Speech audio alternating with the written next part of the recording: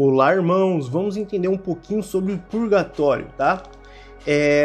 Isso aqui a gente vai ver mais pra frente nesse vídeo que é um erro imenso que os católicos cometem. Na verdade, os pais da igreja, não tô falando de quem é da igreja católica, tô falando dos pais da igreja do catolicismo, quem criou esse negócio, toda essa ideia, né?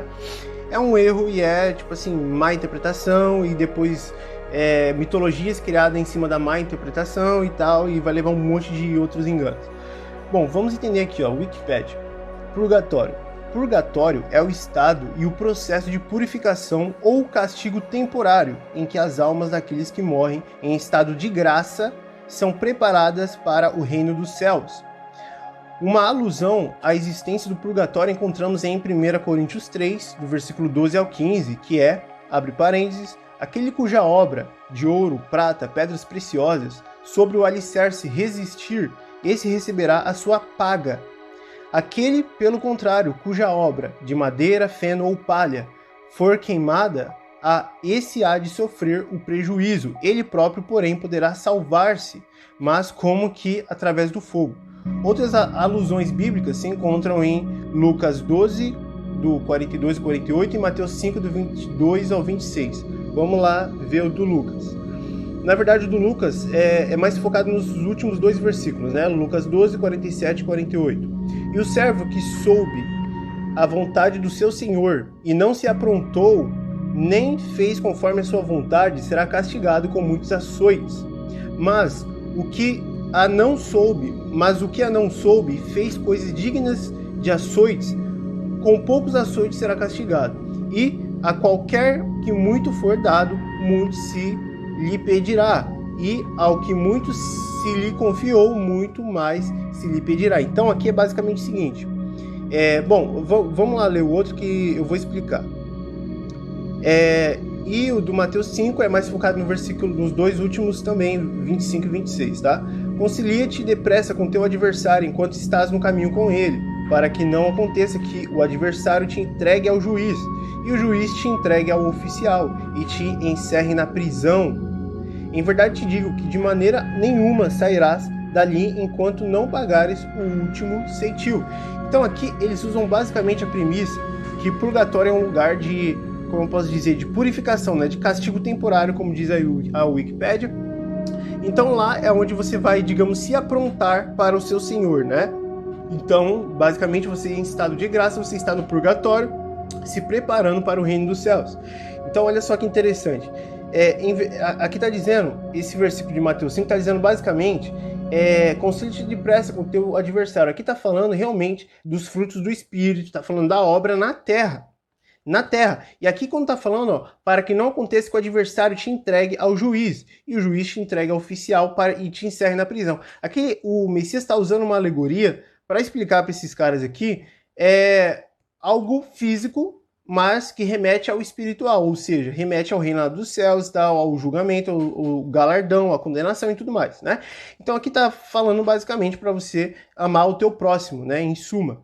Em verdade te digo que de maneira nenhuma sairás dali enquanto não pagares o último ceitil. Então tá falando, ó, se você servo eleito, se você não frutificar, se você não andar em espírito, se você não demonstrar frutos do espírito, você vai ser julgado pelo julgamento do galardão e você perderá galardão, né? Então aqui ele está usando basicamente que não sairá dali dessa prisão, né, até pagar o último ceitil. Então basicamente você perde galardão. Se você for um eleito, você perde galardão, porque eleito não é condenado, tá? E a gente vai entender isso.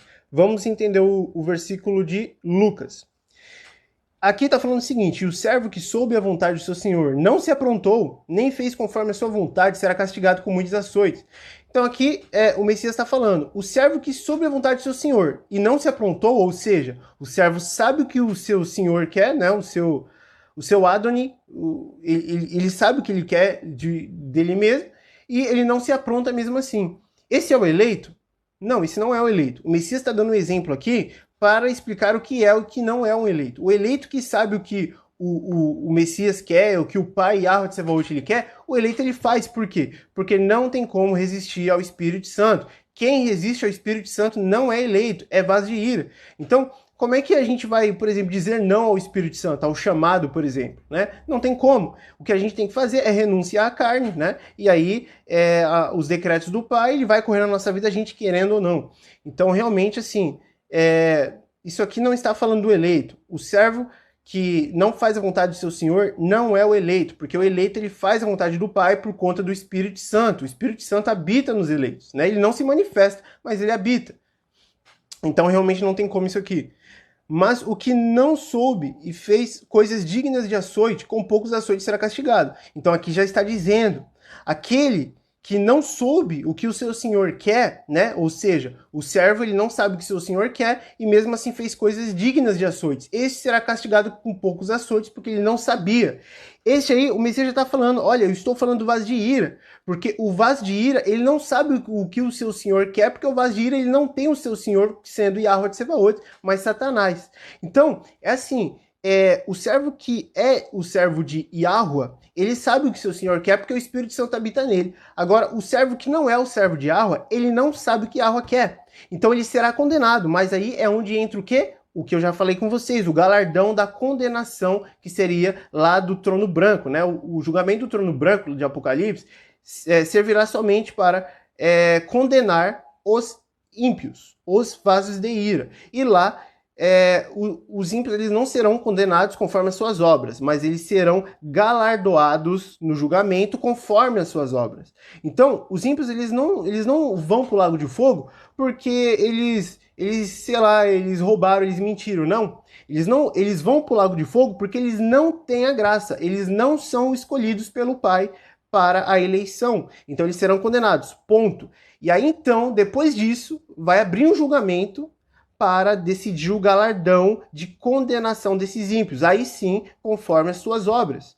Então, basicamente, quando os eleitos eles são julgados para ganharem o seu galardão, né, o julgamento de Israel, eles são julgados para ganhar maior ou menor galardão no reino dos céus. Os ímpios eles são condenados e eles serão julgados para ganhar o galardão maior ou menor de condenação. Então, por isso que aqui ele está falando, olha, mas aquele servo que não soube o que seu senhor quer e fez coisas dignas de açoites, poucos açoites será castigado. Então, uns serão castigados, serão condenados ao lago de fogo com muitos açoites e outros com poucos açoites, né? Uma analogia aí para a condenação.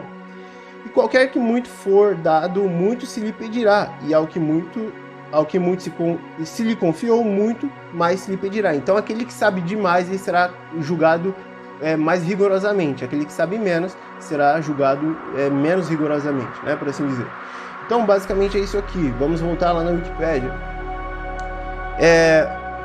Isso aqui foi... A gente já leu 1 Coríntios 3, né? E eu expliquei Mateus 5 e Lucas 12. Agora vamos explicar 1 Coríntios 3. Aquele cuja obra, de ouro, de prata, de pedras preciosas, sobre o alicerce resistir, esse receberá sua paga, ou seja, o seu galardão. Aquele, pelo contrário, cuja obra, de madeira, de feno ou de palha, for queimada, esse há de sofrer o prejuízo. Ele próprio, porém, poderá salvar-se, mas como que através do fogo. Então, olha só que interessante. Paulo está falando aqui basicamente o seguinte: todo mundo vai passar pelo fogo, todo mundo será provado no fogo. E aquele que resistir ao fogo, este vai receber o galardão, ele vai realmente ser glorificado.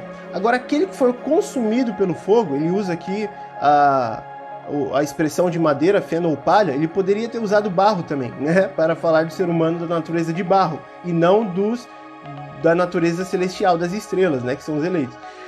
Os que foram consumidos no fogo, eles realmente eles não entrarão no reino dos céus, né? Ele realmente ali vai sofrer o prejuízo, como Paulo está dizendo aqui. Então, basicamente, Paulo, nesse 1 Coríntios 3, ele não está falando no mesmo contexto de Lucas 12 ou Mateus 5, propriamente dito, mas ele está usando uma alegoria para a glorificação de corpos. Isso aqui é realmente a glorificação que os eleitos passarão na ressurreição. Então, todo mundo vai passar pelo fogo. Os ímpios serão consumidos e outros transformados, e os eleitos serão glorificados, tá? Então, isso aqui é muito simples. Então, só com essa explicação aqui, a gente já consegue considerar que o purgatório, na visão do senso comum, pelo menos do senso comum até então, né? O purgatório não é nada mais que o purgar de pecados. E o purgar de pecados, como diz 1 Coríntios 3, está se referindo à glorificação de corpos, quando a igreja passa pelo fogo, tá? Então, vamos ficar com esse entendimento até então. Vamos continuar aqui. A noção de purgatório é particularmente associada com o rito latino da Igreja Católica, também presente nas igrejas católicas orientais, embora muitas vezes sem usar o termo purgatório. Os anglo-católicos geralmente também acolhem essa crença. As igrejas ortodoxas creem na possibilidade de purificação das almas dos mortos pelas orações dos vivos e pela oferta da divina liturgia. Por isso você vê gente orando por morto, né? Ora por morto como se estivesse limpando os pecados dele. Realmente é uma ignorância bíblica. E muitos ortodoxos, especialmente entre os ascetas, na espera da apocatástase. Opinião semelhante que admite a possibilidade de uma salvação final registra o mormonismo. Algumas facções do judaísmo, como os saduceus, também creem na possibilidade da purificação após a morte. Então aqueles saduceus lá que a gente lê na Bíblia, em Mateus, eram os fariseus e saduceus, né? Os saduceus, eles também creem na possibilidade de purificação após a morte. E podem usar a palavra purgatório para apresentar a sua compreensão do significado do Gehenna. E o Gehenna é, em hebraico, Heiginom. E Heiginom é o lago de fogo. É o que os católicos aí, a mitologia católica, chama de inferno, que é diferente de purgatório. No entanto, o conceito purificação da alma pode ser explicitamente não acolhido noutras fés cristãs, as quais efetivamente o rejeitam. Então aqui a gente vai ter, né, uma arte aqui, e vamos continuar. A palavra purgatório passou a referir-se também a uma ampla gama de concepções históricas e modernas de sofrimento pós-morte, e é usado em um sentido não específico para qualquer lugar ou condição de sofrimento ou tormento, especialmente um que é temporário, ou seja, o tormento eterno seria o inferno católico e o tormento, digamos, temporário seria o purgatório. A cultura popular também apresenta a concepção do purgatório como um lugar físico, então é como se o purgatório fosse um lugar realmente existente na realidade e na terra, mas separado, no caso do paraíso e do lago de fogo, né? Embora a Igreja Católica ensine que purgatório não é, aqui é uma citação, que purgatório não é um lugar, mas uma condição de existência. E por isso que a condição de existência do purgatório que os católicos interpretam é nada mais que aquelas expiações, digamos, temporárias de pecado, né? Como o uso do silício, como há vários, como posso dizer, rituais que os católicos fazem para purgar seus próprios pecados, né? Como o jejum, maltratar a própria carne, que aí entra o uso do silício, né? E diversos outros tipos de rituais, tá? Que não é nada bíblico. Então, se a gente vir aqui, ó, vamos ver um pouco da história. Só que... aqui, tá? A tradição católica do purgatório tem uma história que remonta antes de Jesus, a crença encontrada no judaísmo de rezar pelos mortos. Olha só que interessante isso aqui. Paganismo. Especula-se que o cristianismo pode ter tomado a sua prática similar, né? A crença católica do purgatório se baseia, entre outras razões, sobre essa prática da oração pelos mortos. Então, olha que interessante. Os mortos estão no purgatório e a gente está usando as orações aí para, digamos, dar uma força a mais na purgação de seus pecados. Desde os primeiros tempos, a igreja honrou a memória dos defuntos e ofereceu sufrágios em seu favor, em especial o sacrifício eucarístico, a fim de que purificados eles possam chegar à visão beatífica de Deus, né? Muito interessante isso aqui. Os católicos consideram que o ensino sobre o purgatório faz parte integrante da fé derivada da revelação de Jesus Cristo, que foi pregada pelos apóstolos. Definições dogmáticas foram proclamadas pelo Segundo Concílio de Lyon, né, de 1274, século XIII, o Concílio de Florença, de 1438 a 1445, e o Concílio de Trento, de 1545 a 1563. Alguns biblistas percebem a confirmação do purgatório nas palavras de Jesus, em Mateus 5, do 25 ao 26, que acabamos de ler, né? Põe-te depressa de acordo com teu adversário, enquanto estás ainda em caminho da vida com ele, a fim de que teu adversário não te entregue ao juiz, e o juiz ao guarda, e seres mantido em prisão. Em verdade te digo, não sairás de lá enquanto não pagares até o último centavo. Então, eles acham, né, esses biblistas aqui, eles acham, acham que se trata disso. Então é na verdade um erro de interpretação. Agora vamos ler a parte mais importante, em céu, inferno e purgatório. Segundo a doutrina católica, imediatamente após a morte, uma pessoa sofre o juízo particular em que o destino da alma é especificado. No purgatório, as almas obtêm a santidade necessária para entrar na alegria do céu. Alguns se unem com Deus no paraíso, e em contrapartida, outros são destinados ao inferno. O inferno é a morada de Satanás. Bom, primeiro vamos discutir esse primeiro parágrafo aqui, que é o seguinte, é um erro muito grande, muito grande. Como diz aqui, a doutrina católica ensina que após a morte da pessoa, ela sofre o juízo particular. E isso aqui não é nada bíblico, tá? O juízo não é particular, principalmente se for o juízo do eleito, né? O juízo de Israel, não é particular. No purgatório, as almas obtêm a santidade necessária para entrar na alegria do céu. Errado de novo. O purgatório, ele não é nem um estado de viver, nem um lugar físico. O purgatório seria nada mais, nada menos do que eu já falei no início do vídeo, a glorificação de corpos, tá? Então, o purgatório é o quê? É aquele que purga o seu pecado. Na interpretação católica, você consegue purgar o seu próprio pecado, né? Por isso, há orações aos mortos. Só que, se a gente fosse definir o que é o purgatório, biblicamente falando, o purgatório não é nada mais, além, claro, da glorificação de corpos finais no Apocalipse, não é nada mais que o Messias fez na cruz, no madeiro.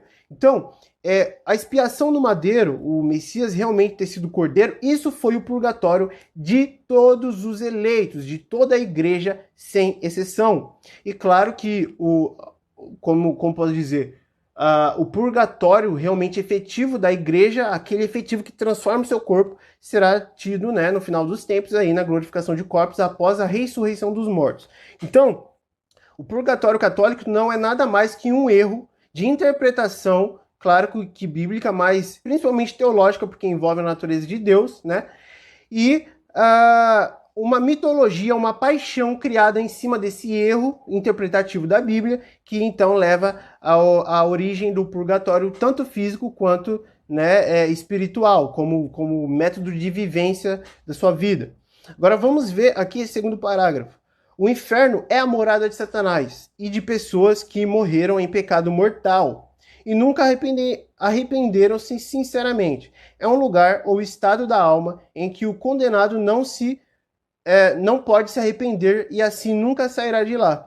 Ele há de ser castigado por suas ofensas graves contra Deus eternamente, pois recusa-se a arrepender-se verdadeiramente. No inferno pode haver arrependimento apenas por causa do sofrimento, mas não por ter ofendido a Deus. Então, não haveria jamais um arrependimento verdadeiro. Sendo assim, seria impossível sair do inferno. Bom, o primeiro erro aqui, gravíssimo, antibíblico, é o seguinte. O inferno, né, que na verdade aqui já é um erro, porque a palavra inferno, no latim, infernus, que vem do hebraico Sheol, né, Sheol, é na verdade a morada dos mortos, é as cavernas relatadas por Enoque no livro de Enoque. Então o inferno não seria o lago de fogo, mas sim o Sheol, a morada dos mortos, né? O lago de fogo é o Gehinnom, que já conversamos. É a morada de Satanás. Erro de novo, tá errado de novo. A morada de Satanás, como diz Paulo, né, é nos céus, né, nas zonas celestiais. Como ele diz que não devemos lutar contra carne e sangue, mas sim contra principados e potestades nos lugares celestiais. Isso aqui, lugares celestiais, não é de forma alguma inferno, que dirá são lugares inferiores da terra. Não. A morada de Satanás é no segundo céu, que é a parte dos planetas, né? E aí você vai precisar entender a Terra plana para entender o que é primeiro, segundo, terceiro céu, tá? Não tem como entender essa parte da Bíblia sem o modelo cosmológico hebraico. E de pessoas que morreram em pecado mortal e nunca se arrependeram sinceramente. Bom, pessoas que morrem em... Primeiro, pecado mortal, na verdade não existe. O pecado mortal, o que eles entendem que seja aquele pecado contra o Espírito Santo, né? Que Paulo até diz, pecado mortal e tal. Mas o pecado contra o Espírito Santo são dos vasos de ira e esses vasos de ira estão guardados, eles estão, digamos, estocados para o final dos tempos, para eles serem julgados e então irem para esse lugar que hoje no nosso tempo não existe ainda, que seria o lago de fogo aqui, o inferno católico. Então, as pessoas que morreram em pecado mortal, entre aspas, e nunca se arrependeram sinceramente, não estão no inferno. Eles irão para esse inferno que é o lago de fogo, mas eles estão no mesmo local do Sheol, né, da habitação dos mortos, que estão também os eleitos lá e tal, todos eles em estado de dormência, eles estão adormecidos esperando a ressurreição, uns para a glória eterna e outros para a condenação eterna. Então, é um lugar ou estado da alma em que o condenado não pode se arrepender e assim nunca sairá de lá. Então, tudo bem, esse é um lugar que será assim realmente, ninguém pode se arrepender nem sair de lá. Mas, primeiro, ele não existe e segundo, ele não se chama inferno, ele será o Guiena aí dos católicos, que é o Rei Gnom, que é o Lago de Fogo, tá? Bom, vamos ver aqui. No inferno pode haver arrependimento apenas por causa do sofrimento, mas não por ter ofendido a Deus. Bom, isso eles especulam, né? Porque o que a Bíblia diz é que quando os vasos de ira estiverem queimando no inferno, junto com o antimessias e seu exército, né, que serão jogados no lago de fogo, essas pessoas elas terão sofrimento eterno, é o que diz a Bíblia. Agora, se eles têm a possibilidade de se arrepender, se eles têm alguma, digamos, alguma noção, né, de arrependimento, de não arrependimento, aí é realmente mitologia católica. Tem nada a ver com Bíblia. O céu ou paraíso é um lugar ou estado da alma. Opa! Primeiro a gente vê, né, que inferno é morada de Satanás, onde as pessoas morrem em pecado mortal, que já pode ter uma ligação da doutrina espírita, né? Aí aqui a gente vê, o céu ou paraíso é um lugar ou estado da alma. Olha que interessante. O que é aquela, como é que eu posso dizer, aquela colônia, né, dos espíritos, dos kardecistas? Bom, a colônia ou é um lugar físico, né, que não seja o que seja, ou é um estado da alma. Olha que interessante. Onde as pessoas que se esforçaram-se para seguir os mandamentos, olha aqui, ó, já viu católico ser judaizante? Aqui, ó, para seguir os mandamentos. E claro, a penitência aqui, ó, fizeram a penitência, jejuns, caridade, confissão lícita e válidas, e não morreram em pecado mortal, estariam para viver eternamente e gozar de uma felicidade inimaginável. Então olha que interessante o paraíso dos católicos. É por isso que as pessoas, elas pensam que vão para o céu, né? Porque elas, geralmente, o conhecimento do cristão, né, do protestante, de toda a classe protestante não católica, né? O conhecimento deles sobre o paraíso e o reino dos céus é justamente o conhecimento católico.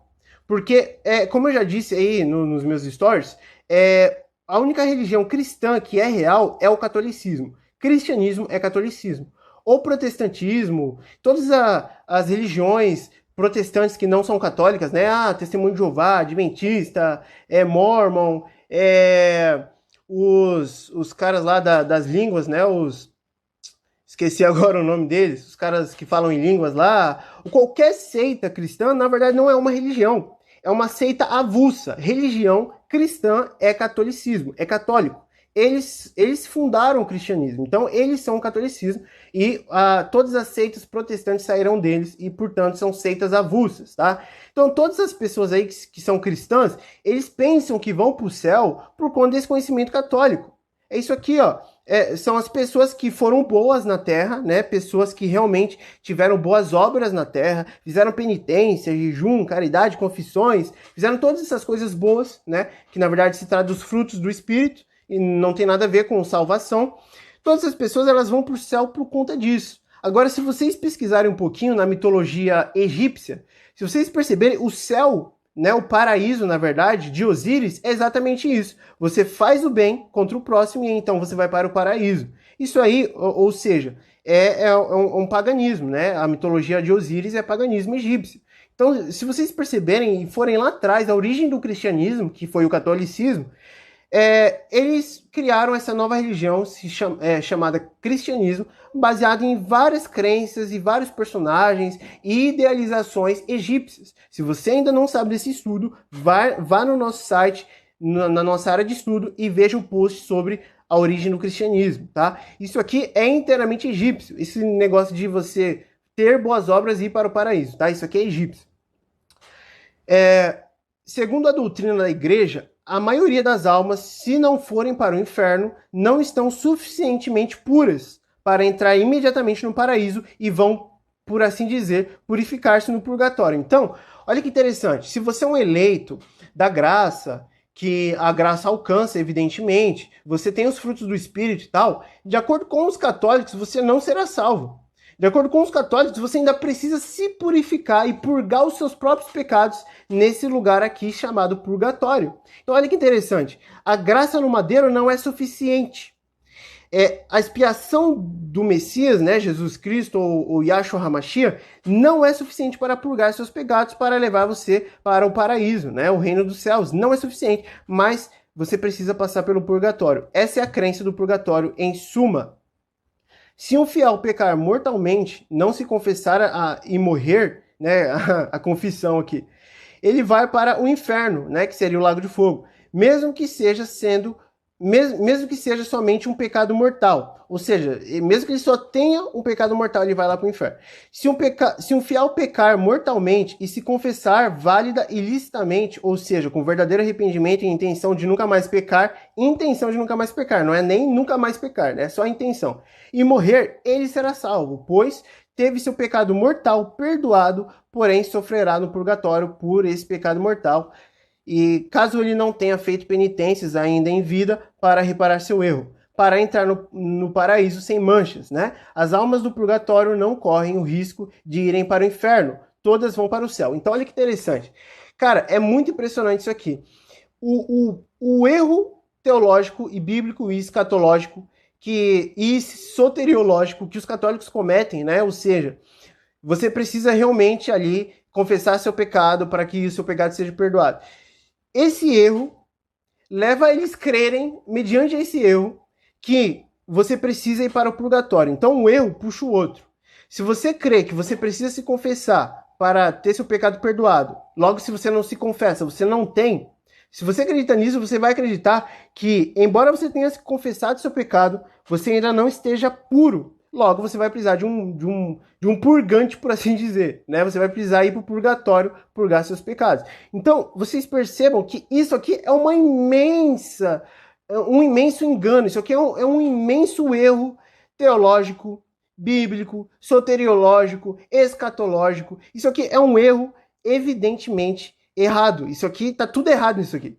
Isso aqui é um erro gigante. E esse erro é o que funda a crença de todos os cristãos no Ocidente e no Oriente. Todo mundo acredita nesse tipo de coisa. Esse tipo de doutrina, esse tipo de ideia está na cabeça de todo cristão. Mesmo que ele já tenha percebido e corrigido, está lá no subconsciente do cristão. Ora, quem não pensa que vai para o céu, né? Quem não pensa que vai para o céu? E o que a Bíblia diz não é que vamos para o céu, mas que o céu desce para a terra e aí então entramos no, digamos, céu, que é o paraíso, né? O reino dos céus, a Nova Jerusalém. Bom, o céu, ele não fica lá para a gente subir até ele. O céu desce para a terra. Essa é a verdade bíblica. Agora, quem sabe disso hoje em dia? Poucas pessoas, né? Poucas pessoas. Então, esse negócio de purgatório aqui, isso aqui é católico, tá? Isso aqui não é bíblico, não é nada bíblico. Então, queria fazer esse estudo aqui com vocês, né? Um estudo rápido até, né? Para a gente tirar essas crenças aí da nossa cabeça. A gente precisa ler a Bíblia, não o livro de pais da igreja, não o livro de pais do cristianismo, de pais católicos, nada disso. Para a gente se fundar na verdade, a gente precisa ler a Bíblia, tá? Nada mais. Agora, é claro que a gente pode analisar, né, os livros dos pais. Eu mesmo tenho o livro dos pais da igreja, né? Eu tenho o livro dos pais apostólicos, que são Santo Agostinho, né? São Tomás de Aquino, tem até de João Calvino aqui e tal. E tenho também, como vocês viram aí no meu story, eu comprei agora, né, a Divina Comédia de Dante, que já se trata disso, né, do paraíso, do purgatório e do inferno. E claro que a gente pode ler essas mitologias para entender mais sobre simbologia e sobre o pensamento católico, mas não como verdade sacrossanta. A verdade sacrossanta está na Bíblia. Tudo que está fora da Bíblia, tipo assim, analise e já pense em descartar, basicamente, tá? Então, é esse o pensamento da coisa, tá bom, irmãos? Então, é isso aí. Abraço para todos vocês.